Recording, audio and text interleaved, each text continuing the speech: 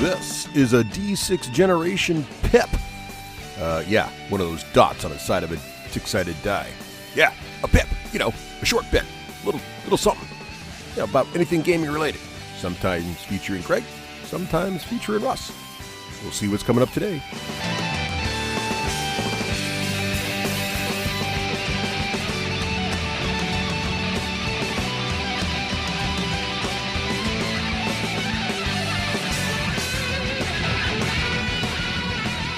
Hey, welcome to our first attempt at what Russ is going to call D6G Pip.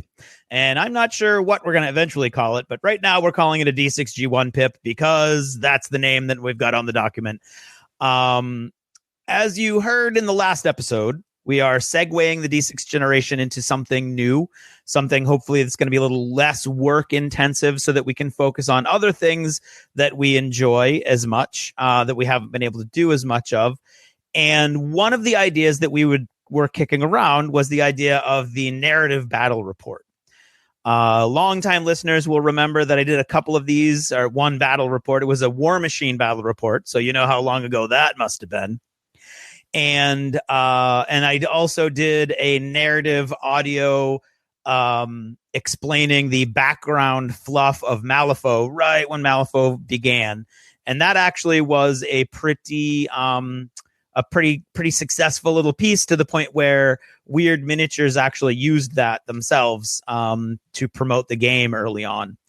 So we thought maybe it would be cool to do a narrative battle report, and the narrative battle reports have sound effects and character voices. And so Russ and I went away this weekend to talk with some advisors and friends that we have built up over the years in the industry about possible future steps for the D6 Generation.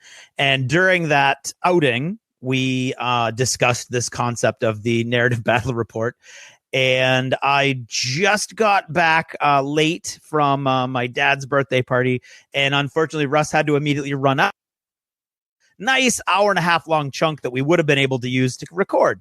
And instead, Russ had to leave to get his daughter immediately as soon as I came back from my dad's birthday. And so we're kind of like in a vague limbo state. And in that moment where I gave him, unfortunately, way too long to think about what I could do while he was gone. And he thought it would be cool if I tried to do a narrative battle report cold without any preparation. So I don't know that I can do that. I don't know that. I mean, I've got all kinds of cool little ideas in my head since we were talking about it over the weekend, but it's not something I can just jump into. So hopefully, eventually, we will be dropping something that's a lot more substantial than what we're going to be doing now. Until Russ comes back from his parental duties, I'm just going to basically tell you a little bit about our weekend. And it was very dramatic and very cool. So hopefully some of that will come through, but I will be pumping it up several notches before we go to the next level with this. And basically what happened was that Russ and I were invited out to hang out for a weekend with some folks that, had some good advice for us, and people that we'd met over the years. And way out there where they lived, they play Warhammer 40,000 almost solely as their main game, and they play with power levels. So for those of you who are unfamiliar with Warhammer 40,000, there's two basic ways you can build your forces. One is with points, which is very granular, and you pay for every weapon that you've got, and you pay for every little upgrade so that everything that you do is accounted for in the balance of the game. The other is power level, which is very vague and basic and not granular at all. So the power level, we've decided, must be some sort of average. So if you take a squad of Space Marines, for instance, they're going to cost you, say, 6 power level.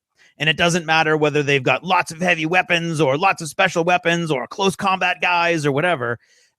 It's 6 power level. Now, if you're using points, you have to pay for everything individually, but power levels, power levels, power level. And the theory our friends had for why they use power levels is everybody's going to try to make the most powerful force anyway, so you might as well just use power levels and save yourself the math.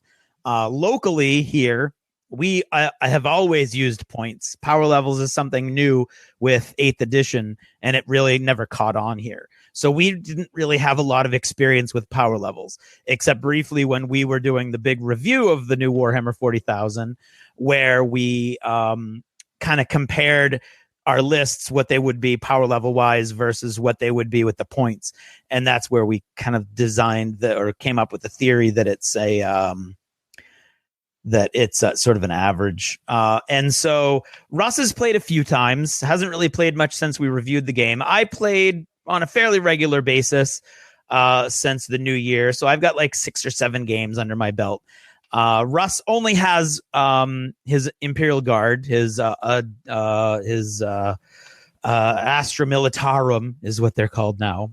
And he's got foam and everything to carry those around with him because that's what he used to use at like tournaments and stuff. I have lots of armies. Unfortunately, I have a huge IG army myself. I love it, but it predates battle foam. So although I have plenty of foam to put my infantry in, I have no foam to carry the many, many, many vehicles I have in that army. And so I can't really transport that on an airplane. I have all the new Death Guard, Chaos, Gross, Gribbly Bits. Unfortunately, again, I don't have any foam for the big pieces. And so what it ultimately devolved down to is I could bring my iron, my Grey Knights. I could bring my Chaos. I could bring a bunch of stuff, but we were told it was going to be a big, major, epic battle. And so I needed to bring the biggest army that I had foam for. And that translates into, for me, my Space Wolves, which I had for the Adepticon team tournament about 6 or 7 years ago. And the way I built the army back then was I had this core that I needed for the team tournament. And I needed like specific pieces for the team tournament because the team army was all built together.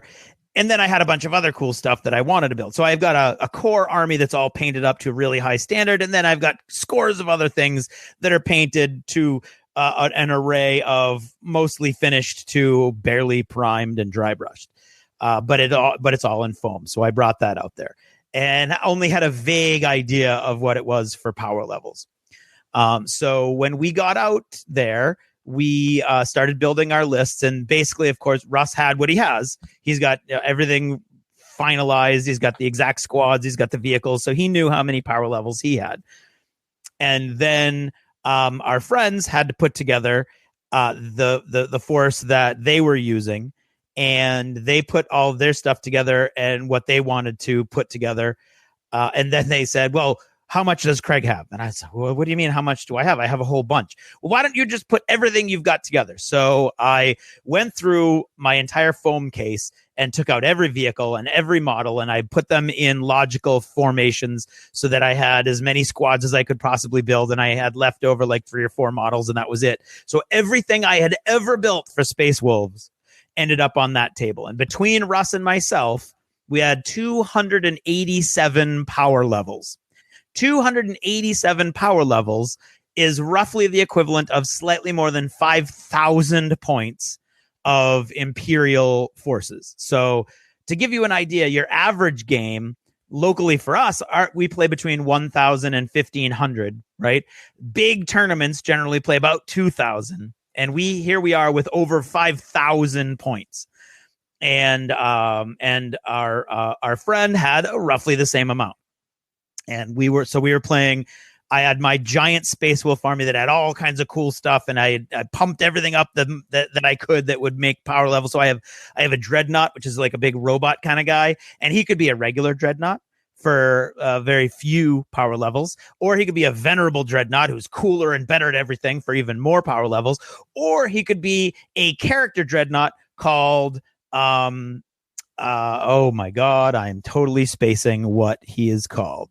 What is he called? He is called Fist, Fell, Iron. Oh my God. I am completely drawing a blank. Bjorn, something Fist. Oh my God. Anyway, Bjorn. I'm completely losing my Space Wolf cred. I'm just going to blame the fact that I'm treading deep water here. So Bjorn Fell-Handed. There we go. Bjorn the Fell-Handed. And Bjorn the Fell-Handed is amazing in almost every way, to the point where he's probably cheesy, and I hate to face him when he's on the other side of the table, but he was worth more power levels, so I took him. On the other side of the table, and fighting within a really cool campaign setting that had been created by our friends in their local area, we were fighting a huge alliance of Eldar, so space elves, right? There were the Craft World Eldar. They had some tanks. They had some really cool aspect warriors. Those are like guys who have followed the path of the warrior to the point where they're the best they can be, including missile launcher guys who are really good at killing Marines, and close combat women who are so good at close combat that they just paralyze the people they're charging at. And in addition to that, then there were and I'm using the old terms here, of course, instead of the Eldar, it would be the Aldari, and Drukhari instead of the Dark Elves, or Dark Eldar.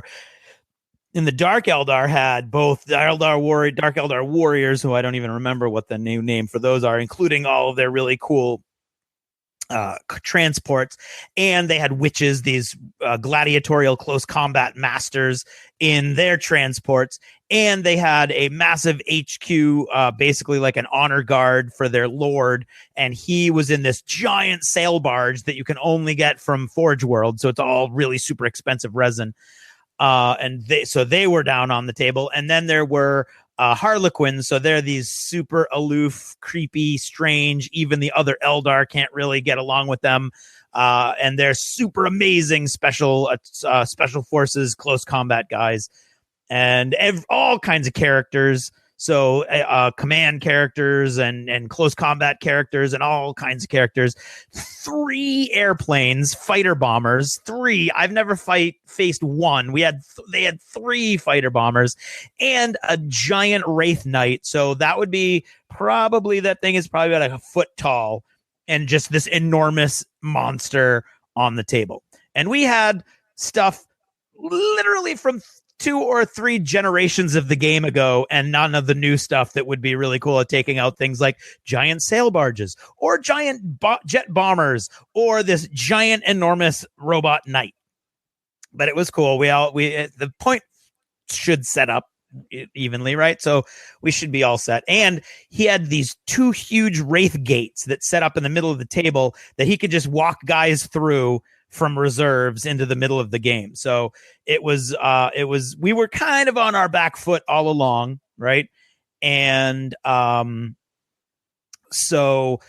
we were excited to play. Russ, of course, as you know, is a little lukewarm on Warhammer 40,000, but he was very excited because he hadn't seen his guard out in this much strength in a very long time. And so basically we had everything, including kitchen sinks,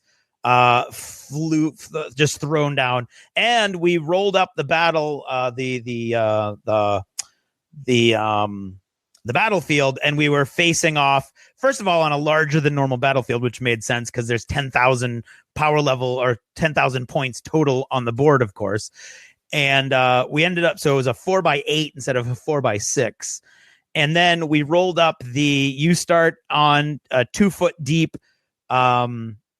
deployment zones at either end of the table, and you're fighting lengthwise along the table, which should have been good for us because mainly we were good at shooting more than we were good at hand to hand. Now the Imperial Guard 100% are all about shooting. And the Space Wolves, although they're good at hand to hand, they're not ideal at hand to hand. They're way not as good at hand to hand as, say, the various different Eldar specialists. And we were facing Eldar specialists of 3 different flavors. So that was going to be a little rough. But at the same time, we also had a plane of our own. It's not really a plane. It's kind of like a VTOL. I hear Russ might be coming back. We had it's called a Valkyrie, which is a troop transport that can fly like a jet, but it can also hover like a helicopter. And so we had that full of Russ's Ogren, with these big giant that's as close to as the guard have to close combat guys. Although he also had an assassin, I forgot. So he had some tanks, he had some sentinels. These are like walkers, scout walkers with machine gun lasers on them. and a bunch of infantry and the Ogren. Whereas I had just a bunch of squads of infantry, and I had Bjorn the Fell-Handed, as I said earlier, and a Land Raider, which is the most expensive tank they can have, right? Which is this huge, giant transport that also has amazing, massive guns on it. And so setting up at lengthwise on either end of the board, we had this massive industrial complex. The entire board was a massive industrial complex with all kinds of walkways and tanks, like storage tanks. And the most of the objective, there were 6 objectives. And over the course of the game, using the objective cards, you were going to have to, the game gets shaped basically by these cards that you flip, and they'll give you different objectives that you have to face to have to try to score each turn. And that might be kill something that can fly. It might be take objective 3, and so there's 6 of them that get placed before you find out where you're going to be. Most of them, the way we decide, we place them right in the middle of the table. Okay. And so we were facing off right in the middle of the table. The Wraith gates were right there next to the big objective pile in the middle. And as we start, we got all set up. We got there on Friday. We got all set up. Okay. And we had all our army lists, and that took a long time. And then after we did our army lists, our host did his army lists, and that took a long time. And so we were hoping to get a bunch of gaming in on that Friday, but what ended up happening was we didn't want to play super late and get all crazy and then not feel good for the rest of the weekend. So we made an arbitrary decision that we would stop. We wanted to stop at 10 and ended up stopping at 11. And that only got us to the bottom of turn 1. Right. So we didn't much get very far. But what we did get was, let's see, my Land Raider was completely blown up, and a couple other things were killed, and we did a couple points of damage here or there, and that's basically all we had. But we were ready to go on the next day, on Saturday. So that plan was to, and I think Russ is back. Russ, are you back? I am. Can you hear me? Russ is back. I can hear you. Yes. All right. So I was just wrapping up day 1 of our battle. Mm-hmm. And where now we didn't get a turn, right? No, day 1 was just us getting blown up, pretty much. Yes, just us getting blown up. Yes. But we wanted to go to bed with excitement on our mind that we were ready for day 2 to take it, and I was feeling pretty good because only Marines were really materially killed in day 1. So I was feeling pretty good. Including the one single model that was the largest model I brought, the heaviest model I brought, and the most expensive model I bought, brought both in money and in points and in power level. Yeah. Now I did lose one model, and it was my Primaris Psyker got sniped. Good. So that was kind of stinky because I got no Psyker. Like 55 points. But I think the thing you have to remember at a battle of this scale, and it was pretty epic, is that your opponent's got enough guns that if you want something dead, it's going to die. Yes. And so, that's, you had to kind of expect that. And he just chose Craig's coolest model to be dead, which, it's kind of like in Survivor getting voted off early. It's like, hey, well, at least that was a threat. Exactly. So, in retrospect, because of the way that Land Raider was configured, it was probably the least dangerous thing to his army. It looked super powerful, but it was configured to kill lots of low toughness, low armor infantry, which there wasn't a lot of on the board at that point in the game. And so what we actually got, and military analysts will tell you this, the most important thing is to learn. Four military analysts watched this battle from start to no, they didn't. No, they did not. No. Russ is just making random stuff up now. I am. You need to learn the capabilities of your enemy. And we were facing models we had never seen before, never mind fought, right? There were 3 fighter bombers. There was that big giant knight that I told you guys about. We didn't know what these guys could do. And it ended up taking every one of those major models to kill that Land Raider. Right. So which made me feel pretty good. It gave us an idea. I mean, I don't get me wrong. I was really upset when it happened, but in retrospect, it really for losing a piece that probably wasn't going to be that important to us overall, it gave us a really good idea of the capabilities that we were facing, and we knew where we had to kind of put some of our focus. And one thing we learned was we just really need to try to avoid the knight. Yes. Yeah, that guy was super powerful. So so that was that. So we ended at about 11 Friday night, and then Saturday, did we go to breakfast first before we played? No, actually, we decided to we did. We went to a short breakfast at Panera, and then we came back and did the bottom of turn 1 until the end of turn 3. Right. So it was it was a full day. I felt like that one from we got back from breakfast at like 9:30ish or something like that, and we ended up playing until like 4 or 5. Yeah, and then we ran out, grabbed dinner, and saw a movie. So it was a pretty hefty day. I want to be let's be 5 or 6 hours, maybe, or maybe a little more, to get those 3 turns in. Yeah, 2.5 turns in. Right. And we kept constantly being promised that the game was going to start going faster, but apparently we just weren't dying fast enough. But what's cool about it is I didn't feel like it was taking a long time. I mean, I was cognizant of the fact that, whole days were going by, but I was really enjoying it. And I was enjoying the spectacle. I was enjoying the scale and the strategy. And so in day 2, Craig and I felt, and we didn't really communicate about this as much as we probably should have, but we kind of intuited it. We both had a pretty good amount of stuff that could come in from the flank or the back. Right.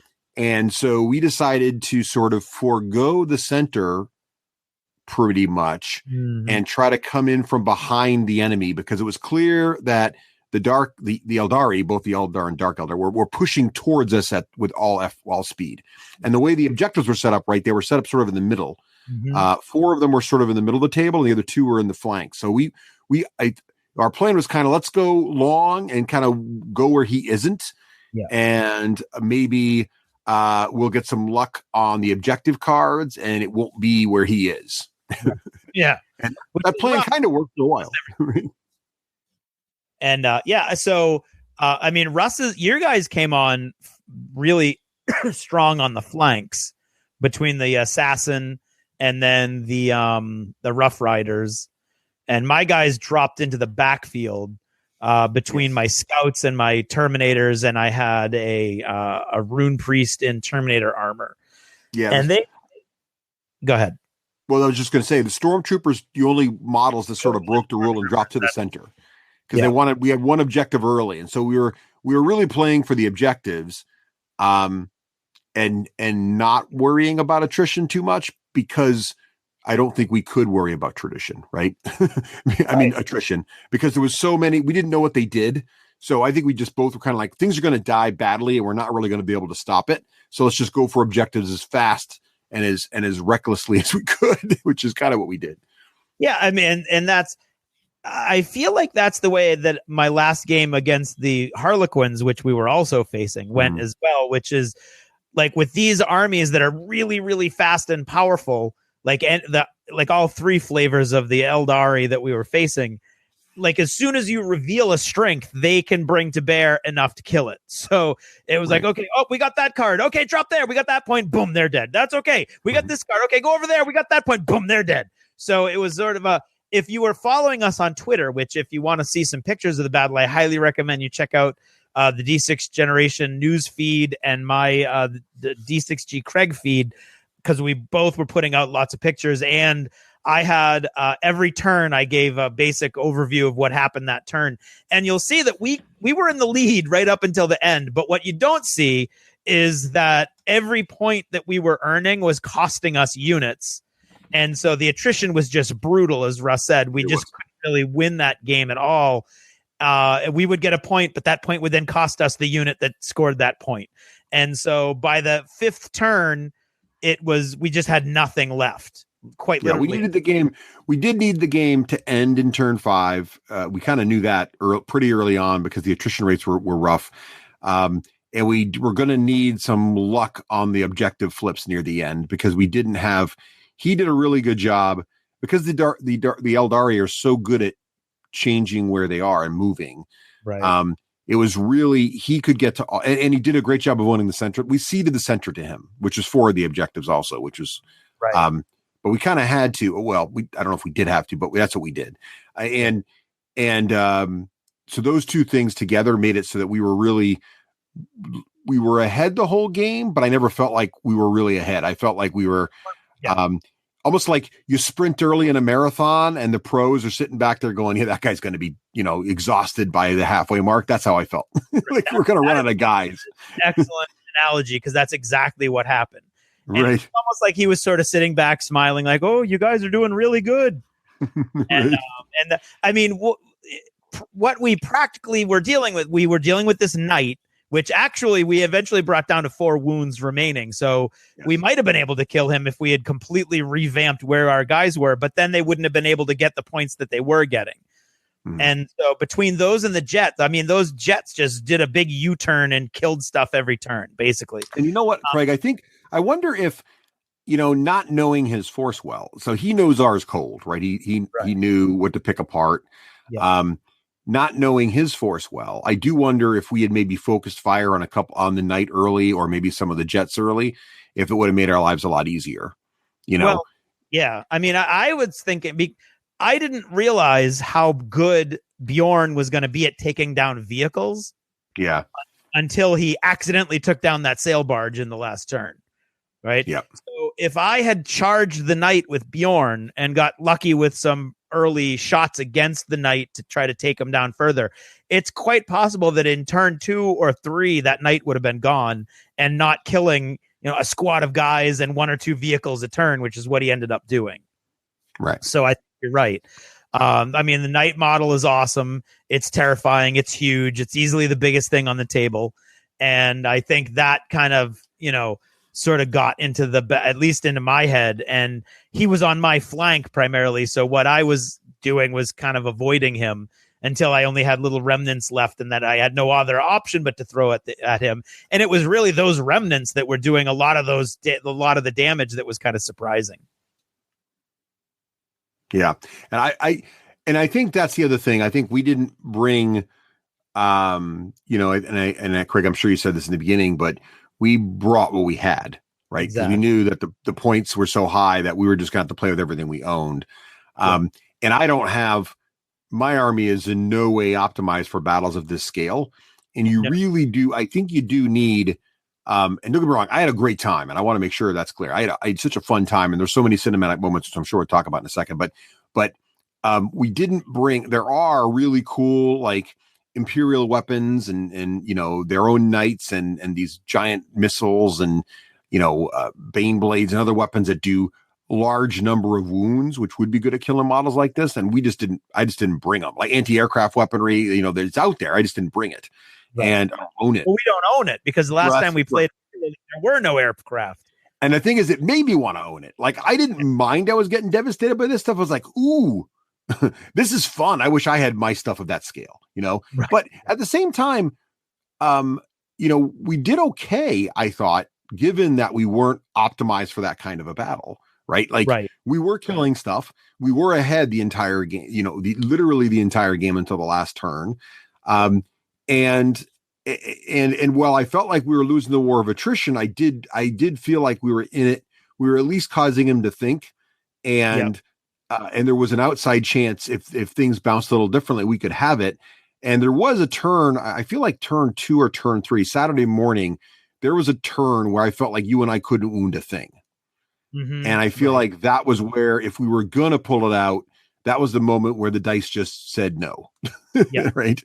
Yeah. Well, and speaking of cinematic moments like that, I can jump in here with one of the most cinematic moments we had, which I felt like, even as Russ said, we had the points advantage almost every turn till the end. And yet still there was this constant sense that it wasn't going to be enough. Like, we were losing things too fast. And I had a unit that, as I was sort of surveying the table, and he brought in his warlord, who is a very powerful psyker, a farseer. And he brought him in on my flank because he's a supportive model primarily. and he had him in the back, and he had him screened by a bunch of guys. But the sort of the ebb and flow of the battle had opened a channel right to the Farseer. Now I couldn't shoot him because the rules in 40K state, and as long as there's another enemy model closer, you can't shoot at a character unless you've got special sniper rules. And so I couldn't shoot at him, but I threw this hand-to-hand monster unit that I had, and it like sort of as in like a spearhead formation straight into the middle of his army. And he saw, like, there were Harlequin super special combat guys on one side and Harlequin super special combat guys on the other side. And there's my little unit, like, and why would Craig do that? Oh my God. And then he saw that I was running right in towards his Farseer, and I got in on them, and those guys are super powerful, and they go first when they charge, which is the new rule. And I was rolling to hit, and I got all kinds of wounds. And that one model only has a 4+ save, but it can't be modified by anything. And he just made every 4+ save until my entire massive close combat unit with their HQ support and everything, and he still had 2 wounds left, and there was just nothing I could do. And then he had brought in a god, literally a god, had come in to support the Farseer, and then a bunch of Harlequins jumped in. And so in that one moment, there was this Hail Mary moment that really could have not only earned us a point, but taken out his headquarters and taken out this big support piece in the middle. And instead, my guys just got whittled down and killed. It was. Well, you know what's interesting? That was an amazing scene. I loved the story there. But what's interesting about 40K now is, and you, Craig, you discovered this later. I think it was Sunday you figured it out. But there were stratagem cards, and this again goes to the fact that we don't play the game enough to know, right? But didn't you have a stratagem we could have spent, and your unit, when it attacked him, could have spent, I think, 2 CP and attacked him again, and that probably would have got him. Unit, yeah, and that would have got him unless. Totally worth it, because that was a critical moment. So what's cool about the game now is those cinematic moments can be brought home, and I've talked about this before with War Machine. I love that you can boost those critical things, and it seems like 40K has some of that now. Like, I felt one of the things that blew me away the whole weekend was the use of CP and how critical it was, and I've never really gotten into it in 8th edition. And because the battle was so big, our opponent was sitting on 20 something, we were sitting on 20 something, and we went through it. I mean, we were a little more conservative with it and ended up having some until like turn 4 or 5, but he blasted through it. What's that? We had one right until the end when we need. I mean, it was talk about cinematic. The last command point was used and proved crucial in this another really cool combat moment of Russ's. Yeah, well, that moment was awesome, because another thing about the new edition I love is that so we were, and I were kind of bouncing around here, but it was really awesome. So Craig had that moment where he went after their leader, and just didn't quite get him, but it was an awesome moment. Then later, near the end, we were trying to get every last objective point because we knew, we were dying. And I pulled a card that was, I forget the name of it. The fluff's really cool because I have the Imperial Guard card deck. So I have stratagems and objective cards that are designed for the Imperial Guard. And one of them was something like Glory to the Emperor's Finest, something like that. And basically one of your, one of the Imperial Guard heroes has to kill an opponent's character. In hand. No, it didn't have to be hand to hand. It could be shooting, but I didn't have it. The only character left on the table I had was one Lord Commissar who happened to have a power fist. And the good news was she was barely within charge range of one of his, was it a Phoenix Lord? I can't remember. It was a Spirit Seer. Yeah. So managed to maneuver just right, managed to get the charge roll. So it was a great moment because the game actually rewarded doing a crazy move. And she it was all the visuals looked like she was like leaping off a rock, coming right at the guy with a power fist. And she hit with the power fist and then rolled a 1 to wound. Right. And we had our last CP. All she needed was, we're like, let's do it. 2+ the wound, rolled it. The guy had 3 wounds left, rolled it again with that CP, got the 3, and then rolled D3 wounds, got a 6, killed the guy. It was awesome. It was epic. It was exactly the kind of thing you want to have in a moment like that. and it gave us a crucial victory point, which was great too. And so what I like now is there's this luck mitigation now with the CPs in 40K that I don't think I really appreciated until this game of this scale and having so much of it. And our opponent used it really well early on to make his army really, really hard to hit and really, really hard to wound and really, really hard to kill. And I think, Craig, honestly, that's what gave him the edge in the attrition battle, because he spent all of his CP in like turns 1 and 2, and we couldn't hit him or wound him because of this ability. And by the time all of his CP ran out, we could get through. We had already lost a quarter to a half of our army, right? Yep, that's absolutely right. That's kind of what put us on our back foot. And so I'd have to really analyze the Eldari more to learn how to deal with that. Maybe you play a little more conservative and keep your guys in cover too until that stuff wears off. I don't know, but or maybe there's specific stratagems you can have that help you counteract that stuff. I don't know, but I think that also his experience really helped him out there a lot. Yeah, absolutely. Well, there's also, and this comes from the fact that we don't play enough, but there are relics and abilities that you could have had for the guard that every time you spend a CP, you roll a die, and on a 5+, you get to keep it. And every time he spends a CP, you get to roll a die, and on a 5+, you get to take it back. Nice. So there's all kinds of ways for you to farm more CPs also. Oh, and I did have a cool thing with my, and I just got bad luck on this, but the Calidus Assassin, and this was actually perfect.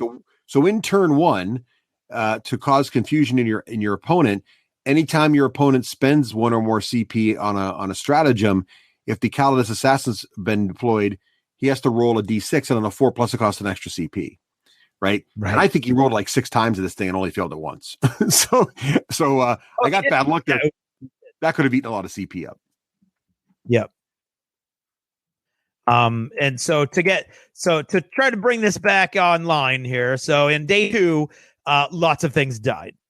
And day 2 was the day where we really felt like, although the pressure was always on and we knew we were losing men and women in Cassandra's case faster than we could really afford to, we felt like we were really putting up a good fight. And I don't think at any time did we feel really like we were 100% overplayed or that we didn't have a chance. It was just these questions of these moments where things didn't play out, or the mission flips just weren't quite going our way. But it was the lot of really crazy cinematic moments where those planes were just roaring across the battlefield, where the Terminators and the Scouts were in the backfield. Oh, and my heavy weapon unit was back there also with all these missile launchers, just wiping out, never wiping out a whole unit now that I think of it, but because he had all kinds of other stuff that was like -1 to hit here, -1 to hit there, but doing a lot of damage and just kind of spreading the damage out to try to degrade the various units that we had facing, because the battle line, which I thought was really cool, and we stopped him a lot colder than he thought, was that middle of that table. And on our side holding the line, we had a couple troop transports with Space Wolves in it, 2 really heavy Imperial Guard tanks. We had the Imperial Guard transports, which are also tanks, and we also had the Sentinels, those walkers that have the multi lasers, and the one really cool Sentinel that Russ has with a flamer on it. And the other thing we did too is we sent the Valkyrie in right over their heads, and literally right behind their main line, we dropped in a bunch of Ogren. And so the Ogren just came down. That was down. another awesome cinematic moment. It was very cinematic. The Valkyrie came in, pivoted on its hover jet, spun around, started blasting crap, and dropped the Ogren right there. And he was like, wait, what now? They can come out at the end of during the movement? Like, yep. And so they shooted in, no Ogren died. And it wasn't hard for him to eventually kill the Ogren, but the Ogren are pretty hard to kill just in terms of their toughness. And he had to bring things back to deal with them. And so we were able to kind of blunt his assault a bit. Yeah, it stalled his advance for a whole turn. Because he had to bring in, not only did he have to, like, the guys that we had impacted so they couldn't get out of hand-to-hand, they were stuck there. He also had to hold back guys that were going to be charging forward, because he didn't know really if the Ogren were going to be able. He had 2 amazingly powerful hand-to-hand combat characters basically kind of cutting up the Ogren. But he couldn't move other pieces just in case the Ogren like somehow survived. And don't underestimate the fact that there was this massive Valkyrie, vertical takeoff and landing assault gunboat just floating in his backfield now, just chewing stuff up. So he had a lot to deal with that he didn't think he was going to have to deal with. And the cinematic moment of that assault troop ship just flying over his entire line, spinning around, dropping guys down, these big giant mutated combat monsters, was just beautiful. Yeah, I had to borrow his Valkyrie. Now I want to finish painting mine. Yeah, you got to finish it. I do. I have one and I want to use it more now. And I wasn't even using the guard. So Saturday felt pretty good, but by the end of Saturday, I think we kind of knew we were on, even though we were ahead. I think we ended Saturday up by 2.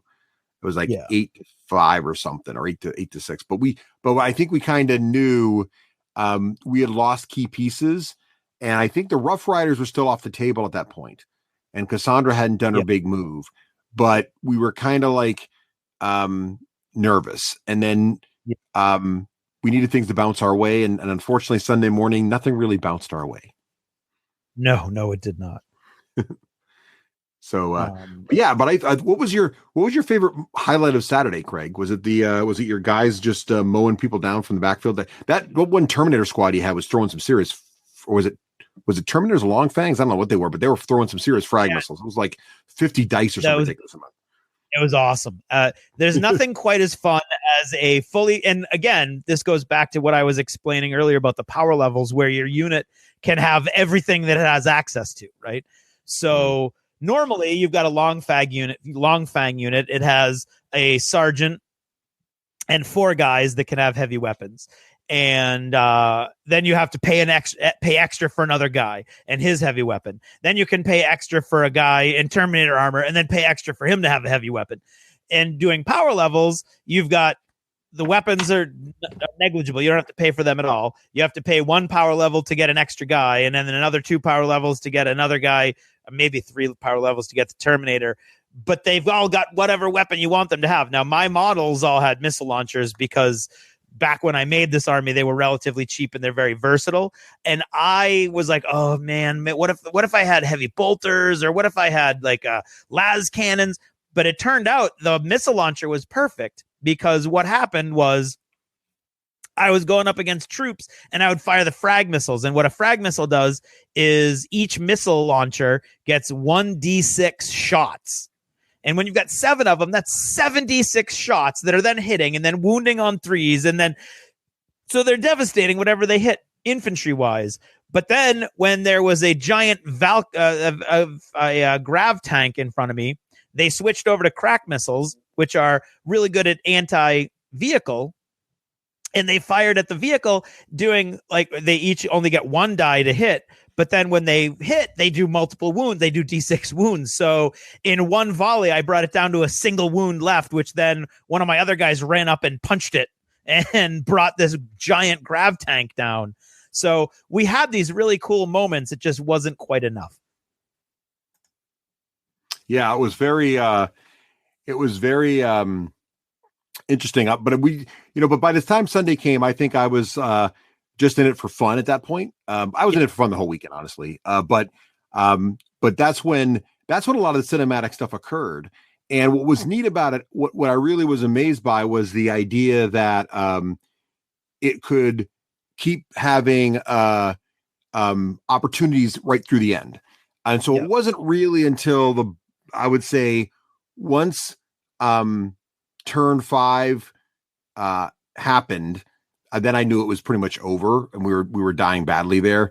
But prior to that, I always felt like there was an outside chance. And so that was my biggest fear for the weekend, was there's going to be this really, really long event and we would be losing since turn 1 and we were just going to have to, enjoy it, but no, we were losing. But I didn't feel that way at all. I felt like it was an uphill battle and we were definitely, had a way to go, but we made it to the end. So I felt like even at the end, there was always a chance, which is what I really enjoyed about it. Right.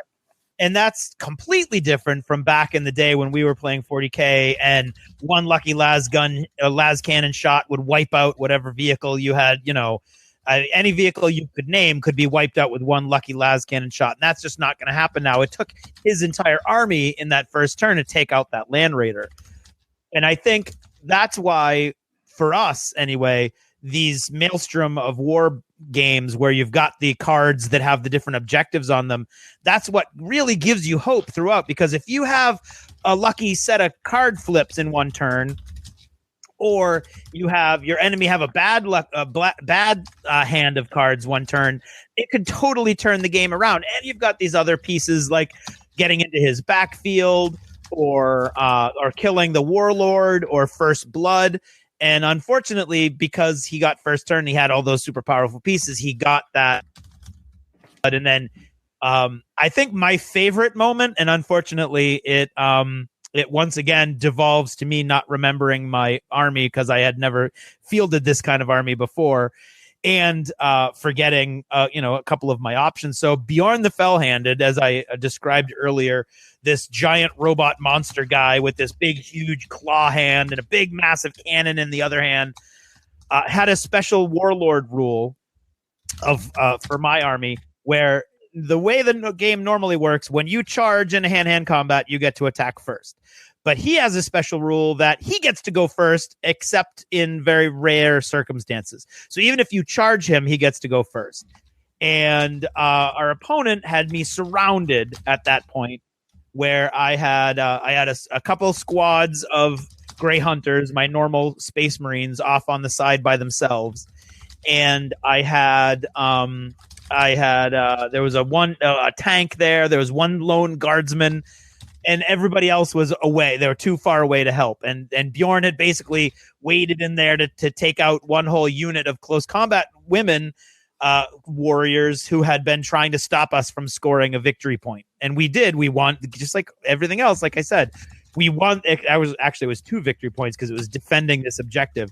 So we defended it. We succeeded. But then half of his army basically fell in on Bjorn the Fell-Handed. So there was a whole unit that basically the Praetorian Guard of the Dark Eldar with a massive Dark Eldar character and a bunch of Dark Eldar jet bikes and the Dark Eldar commander's sail barge, and everything just collapsed in on Bjorn the Fell-Handed.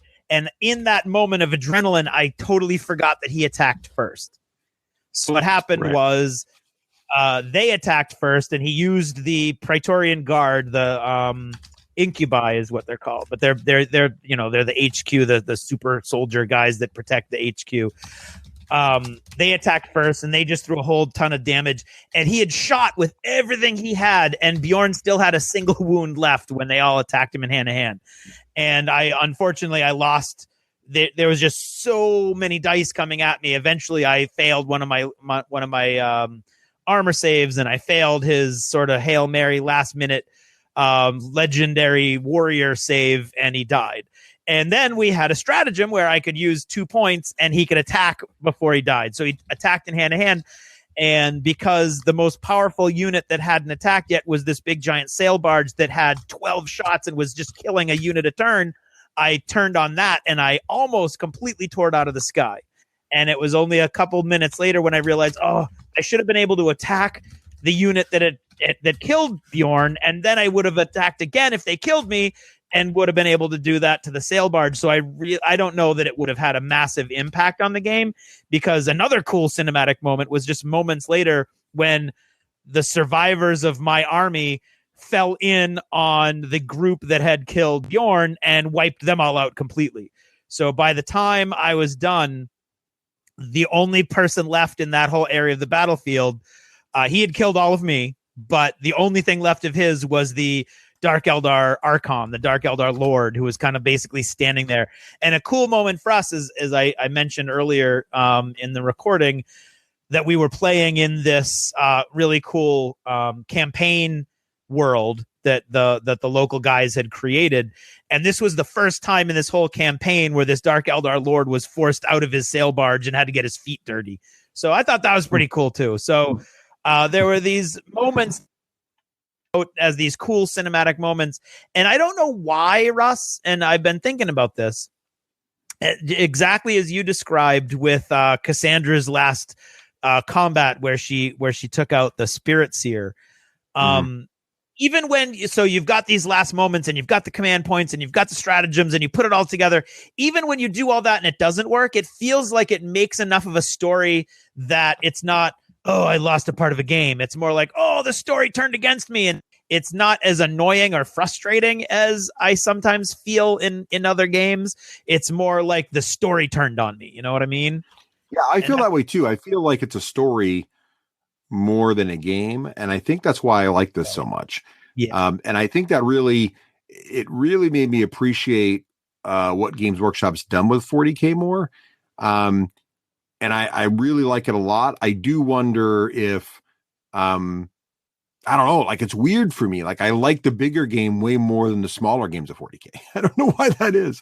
Like I almost like the bigger commitment. It was weird. It was really weird. Like I can't play that every week, obviously, but I really enjoyed that. Right up to the end. I think the biggest thing that got us a lot was we didn't know our stuff either, right? So not only were we not optimized for, and I don't mean like min-maxed, I mean, we didn't really think through what we were bringing. We just grabbed whatever we had. And because we don't play very often, we don't know our stuff, right? So we didn't know all of our stratagems. We missed a few things there. We didn't know all of our base rules, like Bjorn attacking first, stuff like that. I made plenty of mistakes myself. Like not putting your Psyker inside of a tank so she can't be sniped on turn one, so little things like that were silly mistakes, rookie mistakes that I think were also impactful. So I came away from that really feeling like luck didn't do us in, but more it was a great story. It didn't go with us that day. But it was really cool to watch. And I think with a little bit of practice and a little more forethought, we could have had that whole weekend could have easily gone our way. I totally think. Now, I wonder, and I think the reason that it's so much fun to play at this level was not only do you get to play with everything you've got, right? So if you lose a tank, it's not 10% of your force, it's maybe 5% of your force, if even that much, right? So it's not quite as much of an impact, but you also just get to use all your cool stuff. So I wonder if power level is the way to go instead of points, so that you can just kind of field what you want to field and everybody's fielding what they want to field. And I don't know. And I don't even know if I think this is true. It's just a thought that I had, but I wonder if power level kind of frees you up to have a more fun game because you're building stuff the way you want to build it, not trying to like, oh, I better take this one missile launcher out of here because I don't have the points for it and stuff like that. You know what I mean? I do think what I did notice was how fast list building was. So like, you put together because power levels don't consider any of the war gear. So you put together the number of models you have, that figures your power level out. And then you're just really fielding whatever's WYSIWYG, right? I think the only problem I would have is if someone weren't playing, I couldn't imagine playing power levels without being WYSIWYG, right? With what you see is what you get. Oh yeah, so absolutely. Everything has to be rep. If that's the case, then I think I'm in on that. And you're right, Craig. I was skeptical about the power level system. I don't know. I might be a convert on this. I got to try a few more, but he might have me on this one. Yeah. Well, and the other thing I think, because I agree with you 100% on the WYSIWYG, you have to have everything modeled on. You can't be like, oh, that's a las cannon, even though it's a bolt pistol. And I mean, that's just nonsense to try to keep all of that straight. But I think that totally changes how you build your armies now too. Right. So I'm looking at all of these armies and I'm going, am I going to have to pull everybody's arms off to try to like optimize their makeup? Or maybe I'm just going to take but then I think you get to like, you start looking at like all the different gear. And I also think, I really want to get into themed platoons now because those CP are huge. Like that's the other thing, right? Yeah. And I think that's a game balancer too. So as soon as you start going into the platoons to maximize your CP, you really start introducing some balance. You know what I mean? So there's a lot going on here, and I have to say that this got me really excited about 40K in ways I did not expect. So I really want to thank our host. He did a fantastic job, and I just had so much fun. I can't wait to do something this crazy again, which I didn't think. I think I'd be one and done on this. I'd be like, that was cool, but I'm like, man, I could do that again. That was fun.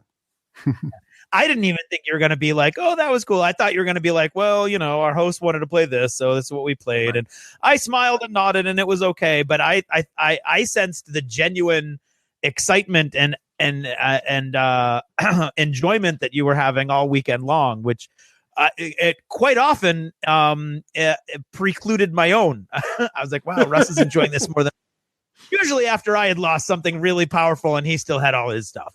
I don't know. My two tanks. Well, we should say this: the Demolished Siege Cannon never fired. The Lehman Russ Battle Tank technically fired twice, but it really only fired one round. So neither of my big tanks lived past round 2. That's true. You know, what was neat was getting to see all the little stuff do cool things. And I think where I was enjoying it was I was finding the good stuff that GW has woven back into 40K, like the stratagem and now that I have I had never looked at the guard specific cards prior to this weekend. So I bought them just for this weekend, and having orders that are specific to Mordians and specific to Steel Legion, which I have both those, and all of a sudden seeing those troops have different rules that matter in the game, but not having to look up the codex entries, just have the cards for them, you know, I felt was really, really cool. Having the commissars do cool things were really, really cool. We get to see a lot of, you know, saving morale checks, just all the things that the fluff of the guard were just there working, right? And my sentinels actually had pivotal roles at several different moments of the game, which is awesome because,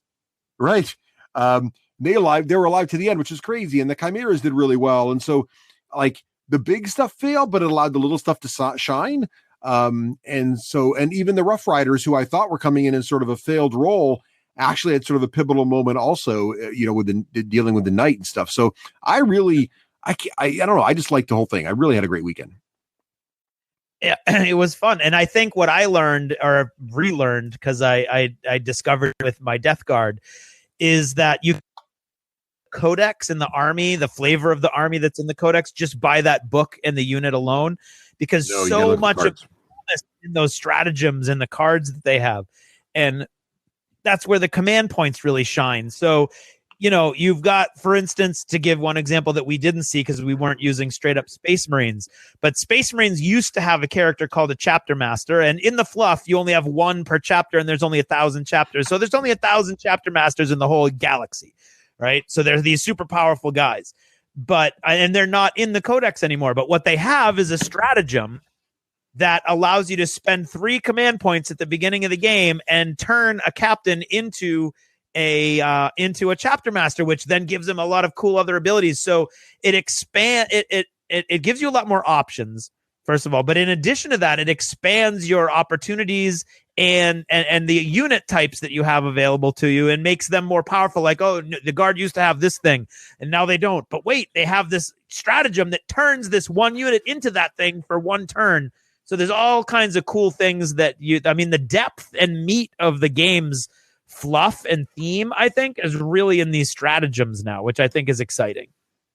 Yeah. So I guess I got to wrap soon, but I just had such a fun time with this that I absolutely want to play 40K again. But now, Craig, I'm torn between fleshing out my guard army or buying all the orcs that people can possibly sell me. Yeah, I think you need the orcs. I think Red Tooth must ride again. That's what I think. I want Red Tooth to ride again. The problem is the orcs aren't ready yet. So I kind of feel like I should beef up the guard. I feel like I need one knight or something, a little bit bigger, or maybe a Baneblade or some indirect fire, like Manicore missile launcher or something. You are a treadhead.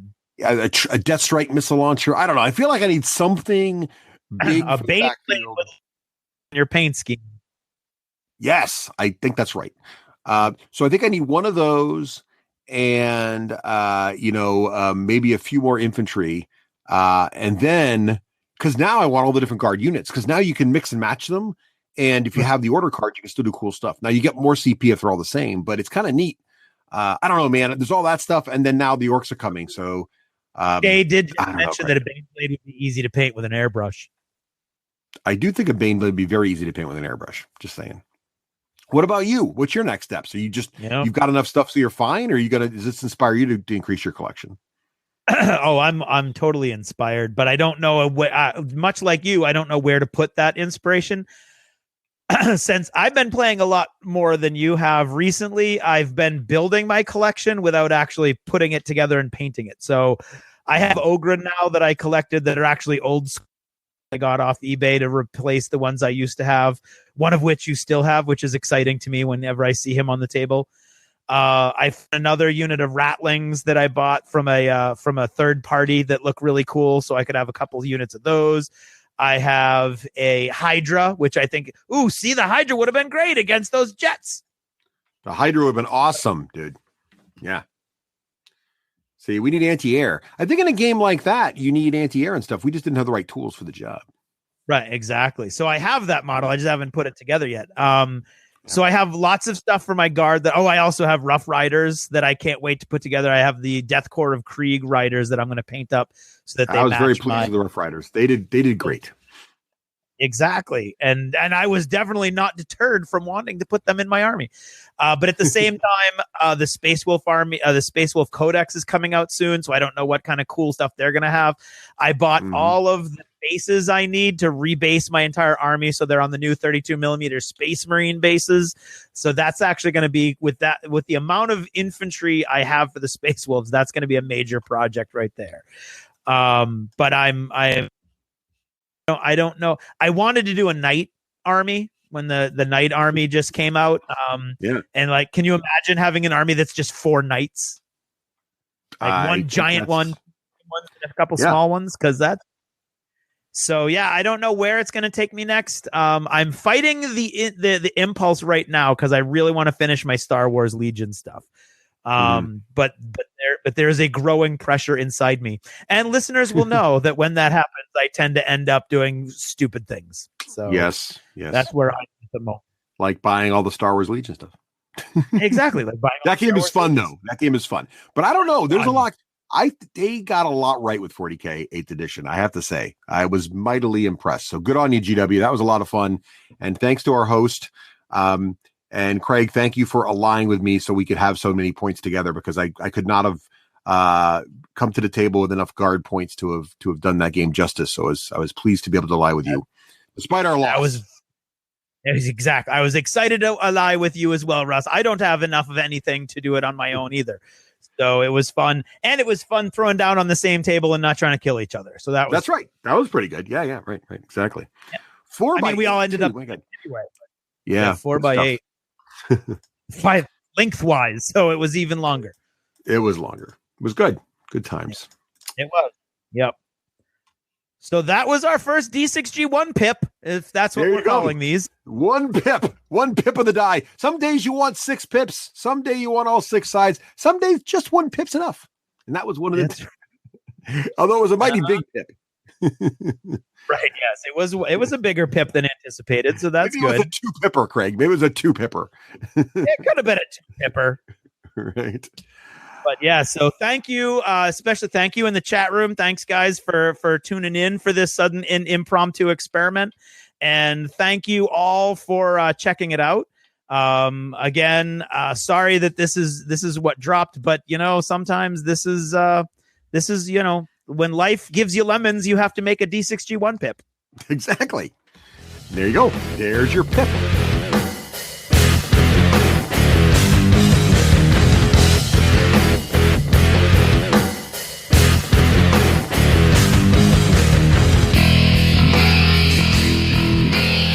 Achievement unlocked. You've made it to the end of another D6 Generation episode, the podcast whose humor has universally been acclaimed as not too horrible. Please let us know what you thought of the show by emailing us at info@the d6generation.com. If for some inexplicable reason you actually enjoyed this show, you can help others find out about it by leaving positive reviews on iTunes. Thanks for listening, and happy gaming.